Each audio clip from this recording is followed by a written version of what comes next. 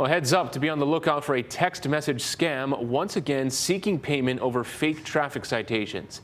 The city says it's the second time this month it's had to issue a warning about this. Scammers are texting messages claiming to be an important notice from Hawaii DMV saying that a traffic ticket must be processed by a certain date and payment is demanded immediately. Both the city and state judiciary say these are phony, and the Department of Motor Vehicles does not send unsolicited text messages asking for payment or personal information. If you receive one of these, block and delete the sender without responding.